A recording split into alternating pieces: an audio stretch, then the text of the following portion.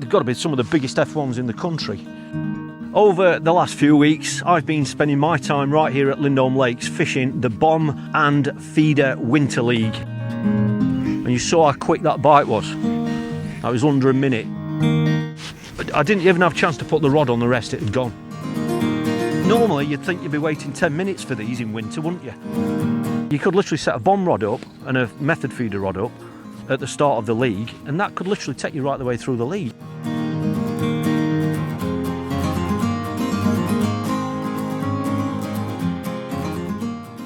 It's been a 60 peg league, and at the current time of filming there are 2 rounds left, 60 anglers fishing. I'm currently in 5th place at the moment, and it is a cumulative weight league, so it's your total weight over the 12 rounds. So I'm here today, I'm on peg 6 on beaches, and this is going to give me a great opportunity to share with you how I would tackle a peg like this and the kit that I'm kind of using as well.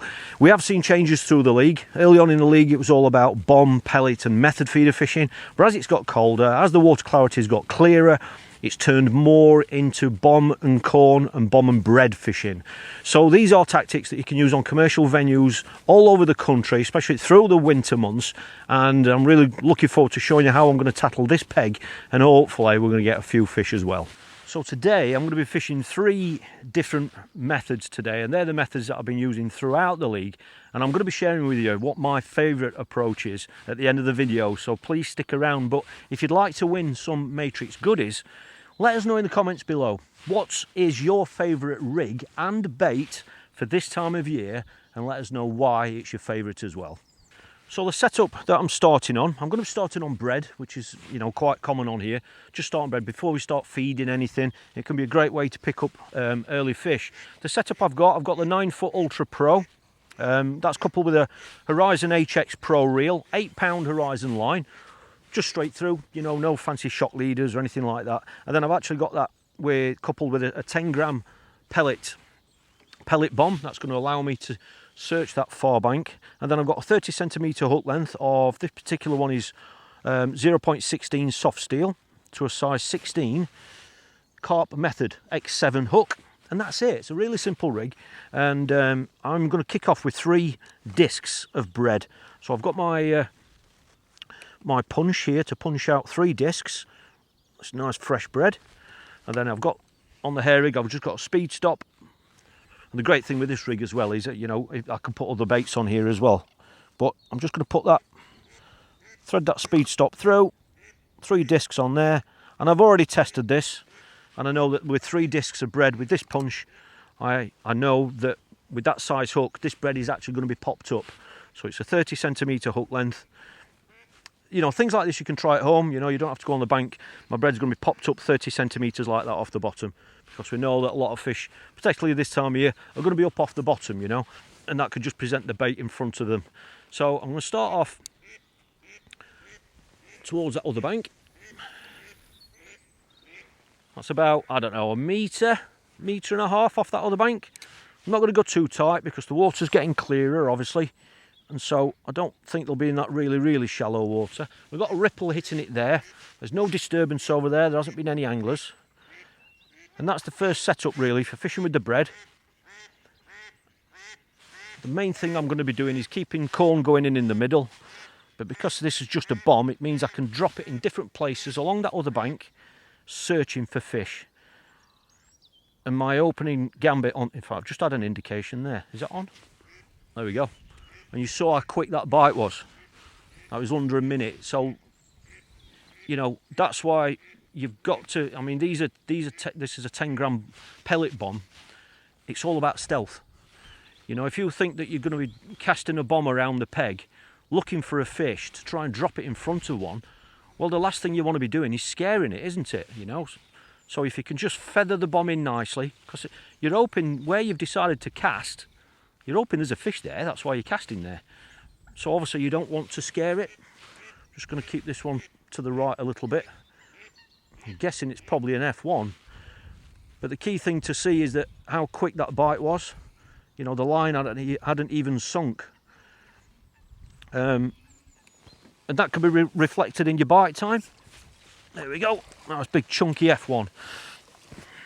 So, you know, it's the first cast of a session and you're off the mark already. You know, you've got a good 4 pound in the net there. You know, these, I mean, the F1's in here. I've had my personal best F1 on this venue and it was exactly 10 pounds. I mean, they've got to be some of the biggest F1s in the country. So, like I say, don't be afraid when you're dobbing around for fish.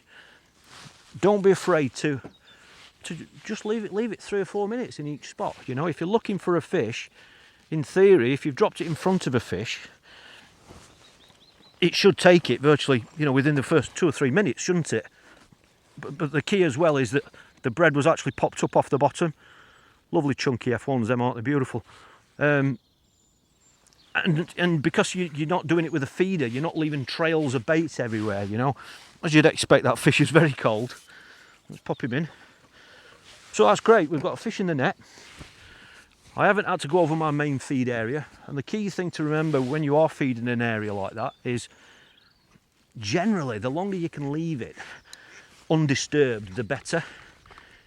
You know, so if I could be putting fish in the net without even going over my main area, obviously it's great you're putting fish in the net, but in theory and on most occasions it's making your feed area even better for when you go on that, because you don't want to go on that too early, because if you go on it too early, quite often you'll get one straight away and then that'll be it. Whereas if I've fed it for an hour, 2 hours, 3 hours and the fish haven't been disturbed, quite often when you do go on it, because the fish are settled, you might get 6 in 6 casts. Are you with me? And so that's what it's about. It's all about decision making. Your timings are important, and by keeping your approach quite simple, it's going to give you a chance to fish each line properly. So as you'd expect, I'm going to try and go back to that same spot. I'm not clipped up. That's nearer than I thought it was going to be to the last spot. Maybe more luck than judgment. I'll let you decide. So there we go. Set the stopwatch. I mean, last time there was no point, was there? Because it was the tip. You know, we got the bite straight away. So now it's all about, you know, trying to put fish in the net on this line, because I don't want to go on that loose fed line too early. So I've literally got to leave that at least. I mean, I don't like going on it inside 2 hours, to be fair, if I can help it. But obviously you want to be putting fish in the net during that time as well, don't you? I'm just going to fire a few grains of corn in. I'll keep that alive. And then obviously if I don't catch on this cast, I can cast anywhere, to the left, to the right, anywhere along that far bank, looking for another fish.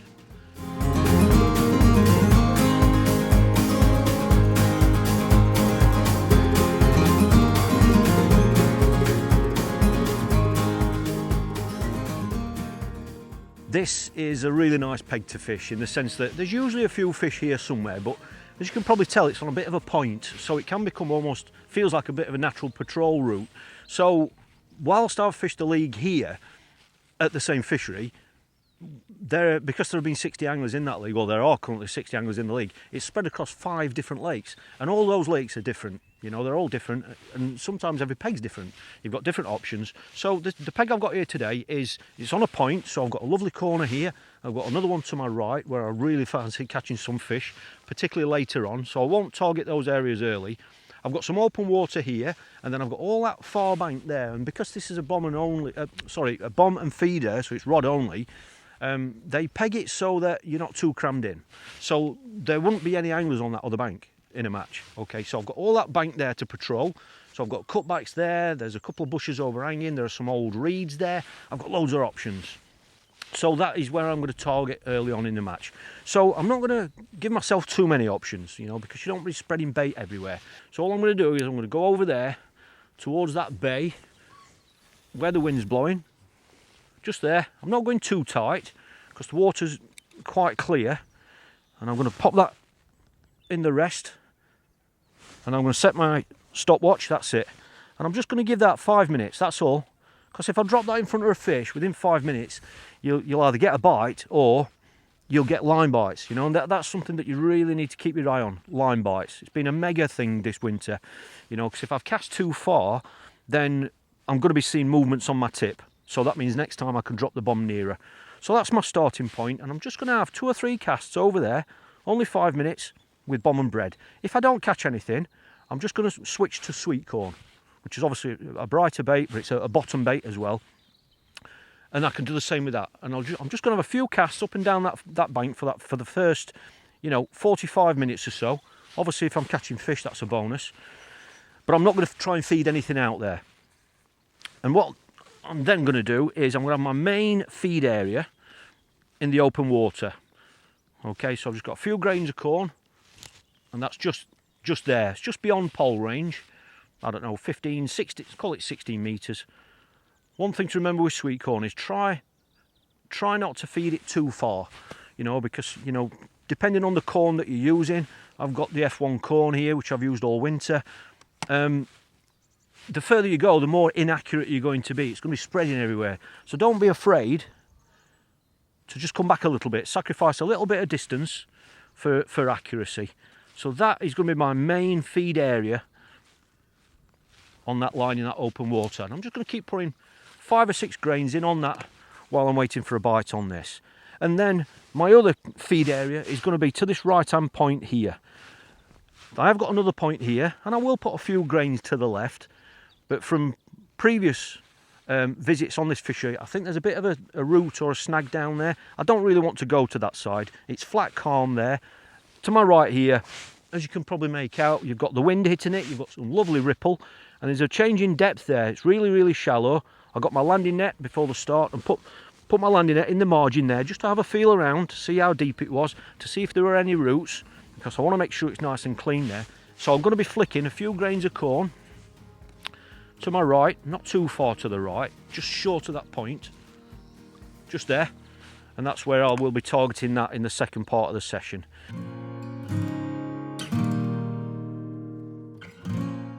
We've got actually 2 rounds of the winter league left at the current time of filming, and it's been interesting how things have changed. There's been less of a pattern this year, and obviously, as the name suggests, it's bomb and feeder. That is the league, However, because it's bomb and feeder, you are still allowed to loose feed via hand or catapult, which can make a massive difference, and we have seen it change. It has been a bit of bomb and a bit of method, and the key thing that I've noticed this winter is that you never know which is going to be best.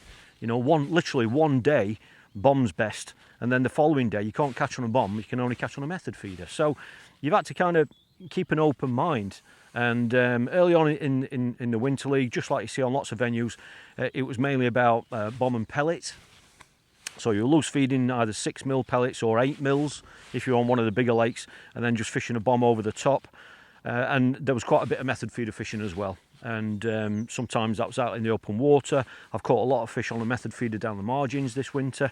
But then as the temperatures have started to drop, as the water clarity has gone clearer, it's gone more onto more bomb fishing really, with bread, which is a normal staple starting point for many people, and then corn, sweet corn. But there have been occasions, like I was on this lake literally last week in the league, and I won the lake with 32 pound, which is not a mega weight, but that won the lake. And after an hour and a half, I've literally seen 2 fish caught. Everybody was fishing on a bomb and corn, bomb and bread, and there was 2 fish caught, but I've literally switched to a method feeder in the exact same place where I'd been fishing with a bomb, and I've had 6 fish in 6 casts. So, you just don't know what to expect. So you've got to keep an open mind. But, as long as you believe the fish are there, you can keep making those changes. And sometimes even your method feeder over your sweet corn. Things like that, things like that have been working as well. So it's been a very interesting league. The beauty about it, with it being bomb and feeder, certainly from my point of view and lots of other anglers that are fishing it, is that there's such little prep. Once you could literally set a bomb rod up and a method feeder rod up at the start of the league, and that could literally take you right the way through the league. You haven't got to do anything else. All you've got to do is tie a few hook lengths, And so the prep side of it is massive, because even just sorting your bait bag out, the night before, a couple of tins of corn, a few slices of bread and your wafters, and you're away, So that's really appealing to a lot of people, and that's why those leagues have been so popular again. you know, and literally when you get to your peg, you're ready in 15-20 minutes, you know. So it is a lot more relaxed atmosphere fishing these leagues, and because everything's self-hooking, because we're fishing with air rigs, if it's a cold day, you can just sit there with your hands in your pockets and everything's just self-hooking. It's really, really enjoyable league to fish.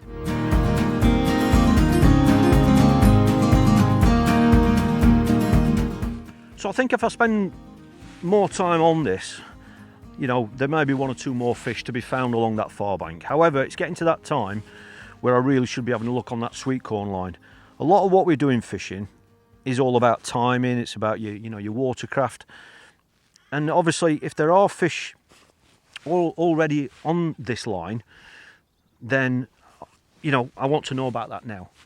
Because if I leave it another hour, for example, I might miss that window of opportunity, you know, and in effect, I'm missing out by an hour of catching fish, aren't I? So I'm going to have a look on that line now. So all I'm going to start off with is same sort of setup, 0.16 hook length, the X7 carp method hook, and I've just got a single grain of corn on there, just because I don't want to be too selective. Double corn can be great, especially if you want to single out a bigger fish, but, you know, I'd rather have a single grain on, just because, you know, fish of any size can get that, can't they? There are some bream in here as well, which are all welcome, and some of the smaller F1s, they've obviously got smaller mouths. So I'm just going to kick off with a single grain. Just going to, that's it, just feather that in. And if there are any fish there, they will give themselves away. You know, we'll either get a bite and a fish, or there we go, look, there we go, instant. Now if I'd started on this line, I'm pretty certain that you wouldn't have had a response like that. But like I said to you earlier about feeding a line like that for at least an hour and a half, you're hoping that the fish are going to be waiting for it, and that's when you can have runs of fish. I think it's a bit bigger than what I initially thought. Looks like it's a little F1. But again, you saw how quick that bite was, and this is something people don't realise, you know. It's middle of February now, it's freezing cold.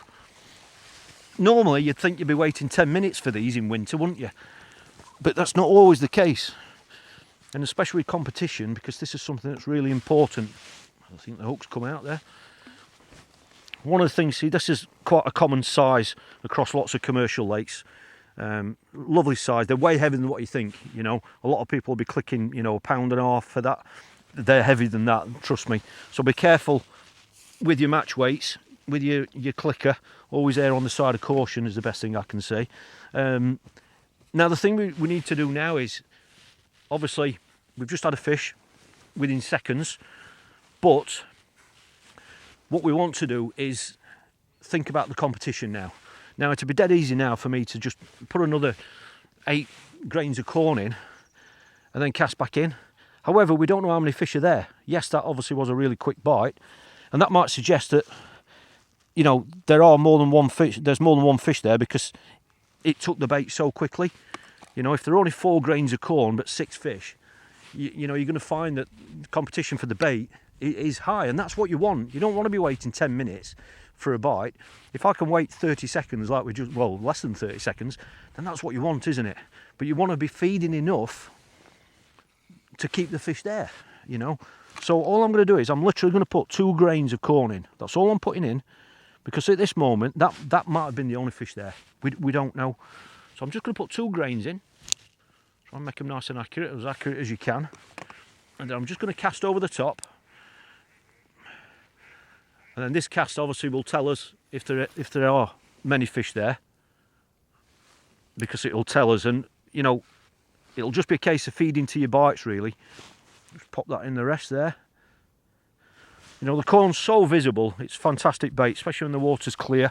It's nice and robust, and you can catch all species on it. Like I said, there are bream in here, and there are lots of commercials up and down the country that love, whether there are bream that love sweet corn. So, you know, on those hard days, if you keep catching a £1.50 skimmer or a bream, or they're all welcome. It's all added weight in your net. And the other thing to remember is that the tackle I've got on here is heavy enough to land a 20-pound carp. So it's not like you're scaling down to catch bream, but if you hook a carp, you're going to lose it because you've got light gear on. It's not the case. You're catching them. It's what we call accidents. They're accident fish. But obviously in weight competitions, you're adding weight to your net all the time. So all I'm going to do now is, one thing you might notice, you know, and I've seen this happen before, is that you'll catch one first cast on a fed line, but then it might go quiet, you know, and sometimes that might be because that was the only fish there. But what can happen is, because we've just caught a fish, it's basically spooked any other fish. You know, they've just backed off somewhere. We're hoping that's not the case, but you've got to give it chance, give them time to come back, you know, keep those grains of corn going in, just keep dripping them in 4 or 5 at a time. If I don't catch one on this cast, I'm going to go back to, you know, 5 grains, something like that, and then just give it, you know, give this line a 15, 20 minutes just to see if we are going to catch on it again. But I'm not going to flog it. You know, we might have got that bite so quick because that line has been undisturbed for an hour and a half. It hasn't had any disturbance. And so if that's what's making that swim so good, then I don't want to keep dropping that bombing on that same spot, because it's not going to get a rest, is it? You know, you've got to have that discipline to come off it, and I can go back across under that other bank or dotting around the swim looking to pick off fish whilst you're trying to rest this swim again, build it up, ready for your next visit.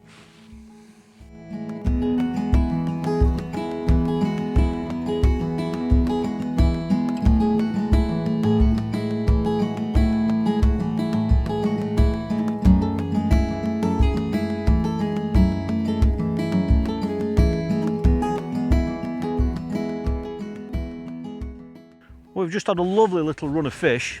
It's gone a little bit quiet now. This is my second cast now without a fish, and it might be needing a rest. Just like we talked about earlier, I might just need a bit of a rest. I've had 3 or 4 fish.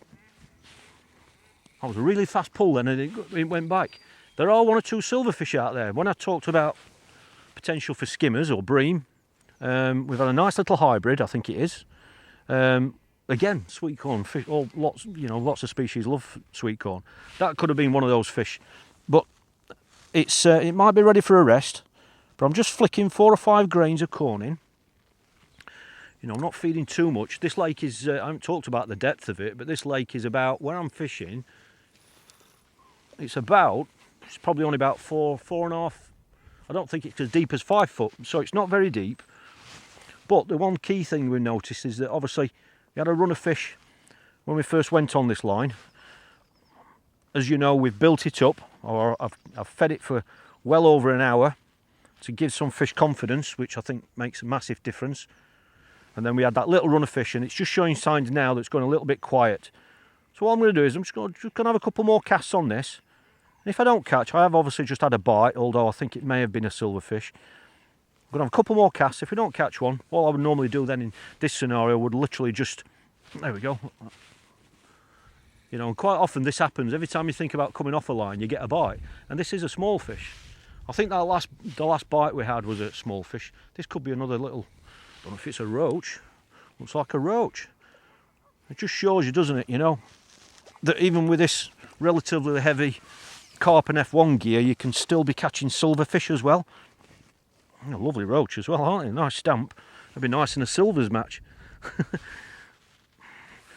Now, the key to remember as well is if you've got silverfish like that in your peg, you know, you might want to think about your feeding, because those, whilst we're not catching carp or F1s at the minute, those silverfish, if they're eating the corn, then, you know, you've got to remember that. So you might want to step up a little bit the amount of bait that you're feeding, just to make sure that there is going to be some bait there for when the carp come in, or F1s. So I'm just going to feed again and then cast over the top. So, as I was saying, if I hadn't caught on that cast or the one after, I would simply just come off this line, give it a complete rest again, and do what we say, set it up. Basically come off it, stop that bomb going in, leave it nice and quiet again, and just continue feeding it for another 10 minutes, perhaps 15 minutes. Fish elsewhere in the swim, I can go back across there, or I can go left, right, anywhere. Just search with bomb and corn, try and pick off a fish. And that is your way of just kind of investing in this line that I'm on now. Obviously, when I start dotting about again in that period, I'm hoping to catch another fish or 2 if I can. But if not, you're just trying to make this line stronger again, ready for your next visit. So I'll give it about 10-15 minutes and then go back on this, where I'm pretty confident that you'd get another one first cast again. And sometimes that's how you build up your net of fish. You know, when you lift your net out at the end of the match, you might have 20, 30 fish, and people think you've caught them all in one run.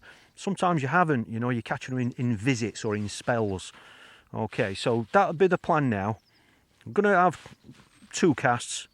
If I don't catch a carp or an F1, then I'll go dotting around. And by that stage, I'll go back onto this line for another visit, and then we'll be starting to think about this right-hand margin, which still looks really nice. I've been flicking a few grains of corn there, and obviously the time of day then will be more suited for margin fishing, so hopefully there's going to be some fish there as well.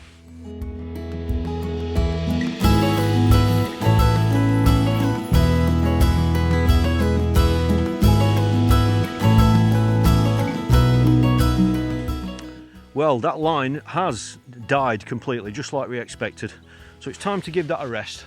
I've just flicked some corn in just to give it a rest, but what I'm going to do is, because of the time of day, if it was mid-match for example, I would return to that far bank and start dotting around again with bomb and corn whilst I give that a rest for 15 minutes. But I'm not going to do that because of the time of day. I'm going to have a look down this right-hand margin. The conditions of this margin haven't changed. There's still a lovely ripple on it. It's breaking the surface. This is a nice corner here, and there aren't any anglers to my right there. So I really feel as though there are going to be 1 or 2 fish there. It might be a little bit early in the day, you know, but I'm going to have a look on it just because, you know, out of curiosity. It's not a match. So all I'm going to do is I'm going to go down there with bomb and corn again, the same rig. This is where my right-hand feeder arm comes in. Okay, so I'm going to cast overhead just because it lands better. There we go.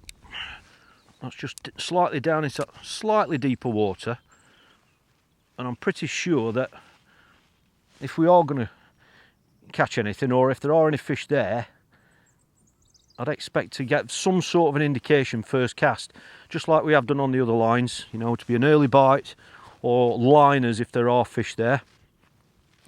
Now with this particular line, just like with lots of margins, you have got a difference in depth to negotiate. If I come really close to the bank, there is a bit of a shelf, but then when you come away down the bank, like where I am now, I'm a little bit into the slightly deeper side of that margin. If I don't catch there, I'm going to put it slightly closer to the bank. So we have got differences in depth there, but as you can see now, I'm not being funny, but we haven't had an indication there, which straight away suggests to me that there aren't loads of fish there at the moment. But I'm just going to fish it out. Oh, there we go. So that's gone round and it's stayed round. Now that could be a fish that's took the bait in and not swam out of the peg.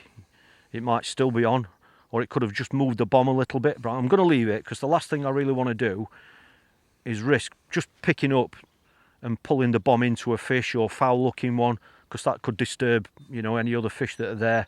I don't want to do that, so I'm just going to leave it just to see if it does develop. But like I said, just like the other line, even if we can't catch one, if the fish are there, they're going to let you know, even if it's just with line bites and indications. I'm just going to move my rod round a little bit just so there's not as much of a bend in it. There we go. And usually when I visit this sort of a line that I'm on now, like I say, it's a little bit earlier than I would normally, but there's every chance we could catch on it at this stage. Usually the matches on here through winter are 10:15 till 3:15, and this line I wouldn't really go on it until that final hour. So it is a little bit earlier, but like I say, there's so much room here, there's still a ripple on it. It's just worth a look. And normally for me, I'd have at least 2 casts on it, that's all. I wouldn't any more than that. If you haven't caught or had indications, then I'd just come off it. Because if you keep, again, just like with the other line, if you're not catching fish there, if you just keep dropping that bomb in all the time and you're causing disturbance, and in theory, there we go, see nothing there. I thought that it was on, and it had not bolted right out of the peg. So what I'm going to do, I'm going to drop this a little bit nearer this time, a little bit closer to the bank, because I've got a feeling that might have been a little bit too far. So there we go. So we've had an indication. Thankfully, I know we haven't caught one, but thankfully we didn't feel the fish. We haven't pricked it, as we say. So hopefully we haven't spooked it out of the peg. So, like I say, I'd only give this a couple of casts without catching on it. Certainly if I've not had any indications. But in that time, it means you've given that other line, your main line there, 10 minutes for a rest. So then I can obviously go back onto that main line out in the open water and then continue feeding this line for another visit. But we have had a sign, so obviously we've just got to see if we can catch one. Well, I had a couple of indications down that margin. One of them was obviously that big pull, but that's it. I haven't had another sign down there. So it's obviously telling me that there aren't many fish down there, and if there were, perhaps they've spooked out the swim. One of the key things I've learned this winter, again, is just don't keep flogging that line. If they're not there, just have a couple of casts on it, and that's it. You've got to have the discipline to come off it. So I'm going to go back onto that main feed area now. That feed area now has probably had about 15 minutes rest. So I'm hoping when I go straight on this that we're going to pick off another fish. It'd be nice to have a run of fish. But this margin, it is one of those things that it can be all about timing. Just because I haven't caught a fish on it on this first visit, don't just, forget it and rule it out, because it might not get going. That you might not catch it till sometimes it might be the last 20 minutes, So keep it alive, keep feeding it, and just keep trickling some bait in, and you can just keep revisiting it. But like I say, normally I wouldn't be on that sort of a swim until 2:15 onwards, or the last hour of a winter match. So I'm going to go back onto this feed. It'd be nice to catch one straight away. It's had about a 15-minute rest. So let's just see if there are any fish back on this line.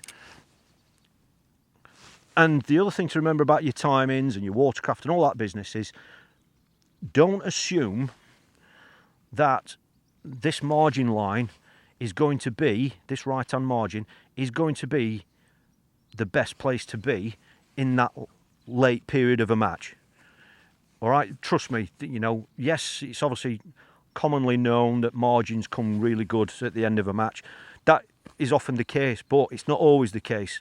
I've had matches on here where I might have caught one or two down a margin, but the strongest place to be in that final 45 minutes or so, it might be this line here where the corn is. You never know when that light level stops. There we go. A rest. It's amazing what a rest can do. And the great thing with something like that is you don't have to be a world-class angler. It's just about timing. It doesn't matter what kit you're using. Timings are so important. I'm just going to have to swing this around here because there's a bit of a snag down there. Your timings are so important. Let's see what we've got this time. Now again, this might just be a solitary fish. We might not get another one after this. I thought it was foul up, but I think the line, oh no, it's caught round him. So there we go. So all we've done on this line, we haven't done anything different other than give it a rest. That's all I've done. The same bait, single grain of sweet corn. And as again you saw, I think that's every fish we've caught now has been in less than a minute. And you never would have thought that, in middle of February, these fish are freezing. You wouldn't have thought you'd be getting bites so quick. But we're not complaining, are we?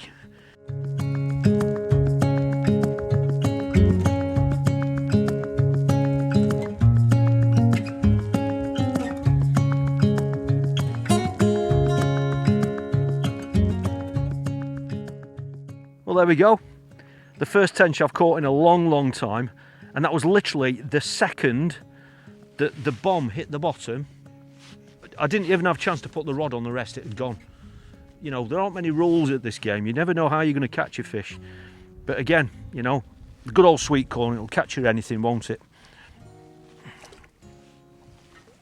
It's the first tench I've caught for years.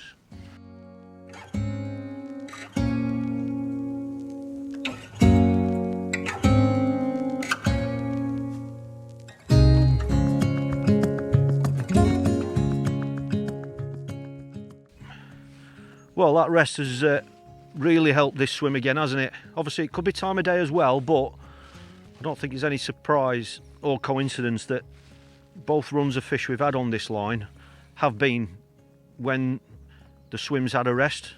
We've just had a tench. This is an F1. And this is, like I say, the time of day will have a huge effect on your fishing, especially in winter. And so, like I say, it's easy to start a session where it sets off really slow, you know, and you kind of lose confidence in your tactics and things. But sometimes it's just all about timing. So one of the key things is just be patient. You know, I see people do it all the time where, you know, if a method doesn't work after an hour, 2 hours, they stop putting more bait in or they stop feeding it altogether. Just be patient with it. You know, it can take time. And quite often you find that when you do start catching, you're not doing anything different from what you was doing at the start of your session. The only thing that's different is that, you know, the time of day is different. And sometimes it might take the fish a while to find your bait. You know, who says that when I got here this morning that these fish were there? They could have been over there, they could have been in the big bowl there in the open, they could have been down there. So sometimes it's just all down to timing. But if you are a match angler, then what you've got to remember is that if you are going to get those runs of fish, you've got to capitalise on them. You know, so I might have a window of opportunity now of 15-20 minutes. Well, the last thing you want to be doing is doing what I'm doing and keep stopping and slowing down and talking to the camera. You want to get back out there and see if you can catch another one while those fish are there. So just capitalise on those opportunities. It's like this right on margin. If these fish come down that margin, if they're not going to be there till the last half an hour of the match, well, you want to land as many as you can in that half hour, don't you? So that's where, you know, your setup and your efficiency and everything comes into play. The bomb and feeder thing has been really, really popular again this year. That bomb's just come back a little bit. I think there might be one on that. I'm going to leave it. The bomb and feeder thing's been really popular in this area again this year. You know, they've run that particular league for the last 3 winters. It's been hugely popular. You know, there's 60 anglers in one league. I think there's been 50 anglers in the one that runs on a Tuesday, and there's been another bomb and feeder league. I think this fish is on. I'm going to pick up. Yep.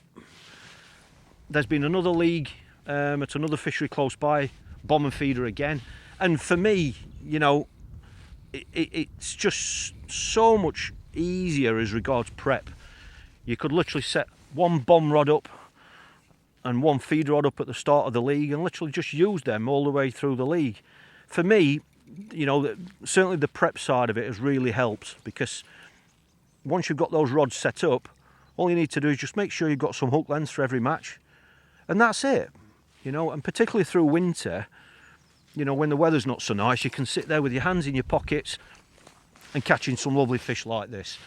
And you know, the people that are fishing this league, it's just so much easier, because if you compare it to pole fishing, for example, I mean, the average age of anglers around this area must be not far off 50 years old. A lot of those anglers, they're getting fed up and tired of trying to fish with a 14-metre pole and all the other things that go along with pole fishing. You know, you've got all your rigs, you've got a couple of pole rollers, you've got a roost for your top kits, you've got to do all your elastics. Another lovely fish there. There's all that side of it that you just do not need to think about with this sort of fishing, and I think that's part of the reason why it's become so popular. You know, the average age of angler, and as well, especially through winter, let's be honest, on days like today, you know, if it's raining, you've got a freezing cold wind, a lot of people don't want to mess about with a pole. And the good thing as well is that, you know, even if it is a little bit windy, you can still fish like this. You can still fish with a method, you can still fish with a bomb, even if it's a bit windy or it's a strong wind. So, and it's a bit of a leveler as well.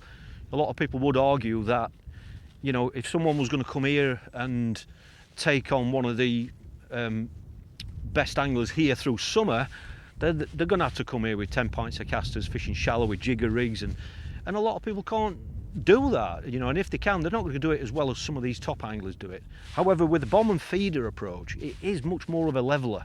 A lot more people can pick a bomb rod up and come here and compete, you know, because, you know, it's just easier. It's more of a leveler. I mean, that's the term that we use. So I think that's part of the popularity of it. And by all accounts, it's going to be even bigger and more popular next year, because there are other events next winter as well. But this venue has also going to continue running rod only matches through the summer, which were popular again last year. So, and they are basically rod only, so it's bomb, feeder and waggler. So the pellet waggler can come into it as well. So, you know, most people can come here with those rods and compete against some of the best anglers in the country. So I don't know, it's made a huge difference to my match preparation, and it's made it a lot more enjoyable.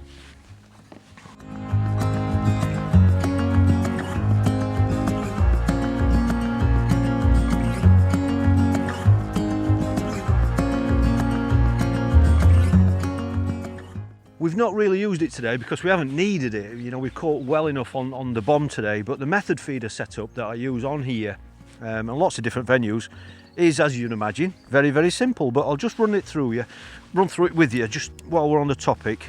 I've got, again, it's a 9-foot rod. You know, we've talked about casting ranges and why I use 9-foot. It's the Ultra Pro commercial feeder. It's just got a 1 ounce tip in it. You know, when you're fishing with a method feeder, you're not really reading bites as such because the fish just hooks itself, but it's a nice 1 ounce tip. I've got that coupled again with a 3000 HX Pro reel, 8-pound Horizon line, and then because it is winter, because we want usually to have a setup that's a little bit discreet in winter, don't you? You don't want to go spooking fish. So the main feeder that I use on this style of lake at this time of year is an open method feeder. Free running, it's got to be free running to comply with fishery rules, and this is the smallest one that there is. It's 15 grams, that's all it is. So by using a feeder that size, you're not feeding a massive amount of pellets every time, which is obviously important during winter. But the other thing as well is, because it's so small, it's a small mouse trap, if you want to call it that. Because it's such a small feeder, the actual area of the feeder that you've got where the feed is very small. So it means that any fish coming over that, it's very, very difficult for the fish to avoid sucking in your hook bait, you know, because it's such a small dinner plate, if you want to call it that. And that's one of the reasons why I like it. And then that's obviously free running to comply with fishery rules. And then I've got 4-inch hook length, which in this case is, again, it's 0.16 soft steel, a size 16 carp method X7. And at the moment there, as you can see, I've just got a nice micro Bandom wafter fluoro one, and that's it. It's a really, really simple setup.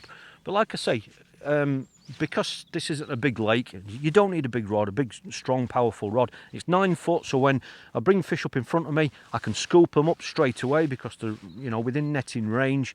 But the size and weight of the feeder can be vital in winter, and that is the main setup that I've used on these lakes through this league. The only time I'd fish with a larger feeder or a heavier feeder would be if I was on one of the bigger lakes where you might be casting 45 metres. I'd step that up slightly to at least, usually with the wind, it's probably about a 30 gram version, which is just going to get you out there and allow you to tighten up to that feeder nice and quickly. So it's a setup I haven't used today, but that is one that you could use on virtually every commercial fishery up and down the country. Had another lovely little run of fish on that open water swim, but it's just showing signs that it's slowing down now. So I'm going to have a look down this margin now. So this is the second visit. We had a visit earlier, as you know, we didn't catch on it. Hopefully the time of day and everything's better now. We're going to try and catch one down there. I have just lost a fish as well, embarrassingly. We've just done a video for our Facebook Matrix community page, which is something, if you're on Facebook, please check that out. That's where we put lots of behind the scenes things on there. I had a bite on camera which was the most violent bite I've had all day. I'm starting to think it was foul looked, but I'm not blaming that. It steamed off down there, and then it steamed right round to the left, round that corner, and it did me in a snag in a branch round that corner. But the true professionals that we are, aren't we? We kept filming. We kept filming. Just like it's behind the scenes, it's what happens, it's real life. So I'm going to have a look down here now. If they are a little bit shy still, I might only get 1 or 2 casts opportunity to catch one on here. So let me get this same rig, everything, just a single grain of corn. And I'm predicting that if there is one there, or if we are going to get one, I think it'll be, in fact, I'm sure I had an indication there straight away. Listen, as I was about to say it, I think we might get, I think I've got 2 casts. This is my prediction today. We've got these 2 casts to catch one. I'm sure that was an indication. That might have landed on the back of a fish as my line was sinking.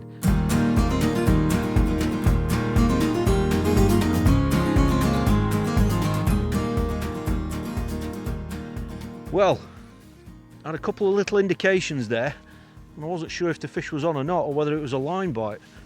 It looks like it's another big F1. Well, there we go. Brilliant.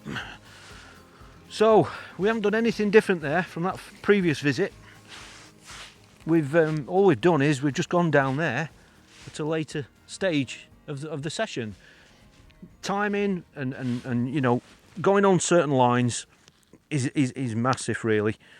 And I'm pretty sure that because of the time of day now, the light levels are going. If we trickle a bit of corn in just there, I personally think that, you know, that line might get stronger now. Or certainly we'll definitely catch more fish there. That's another very chunky, you can't really hold them properly, chunky F1, as you can see. And you saw how quickly we caught that fish. You see how quick you can land them. You know, I mean, that's getting on for £4. It probably maybe just touching maybe. But you saw how quickly you can land these fish. And this is when I was talking about windows of opportunity, that if these fish are only going to be there for 30 minutes, well, if you're hooking the fish in a minute, you're landing them in less than a minute. You know, if you're quick to get back in, that is how you can have a late run of fish that can really boost your weight. And the last time I fished this peg, I caught some F1s out there, but when I came down this margin, I caught 6 or 7 carp, you know, and they were up to £5 in 30 minutes. You know, so even going into the latter stages of a match, just stay confident, because when these fish come down these areas where they want to feed, whether it's that line or that line, you can really put a, you know, boost your weight in 30 minutes of catching fish like that. So just stick with it, be patient. You know, just because certain methods don't work at the start of the session doesn't mean to say they're not going to work at the end.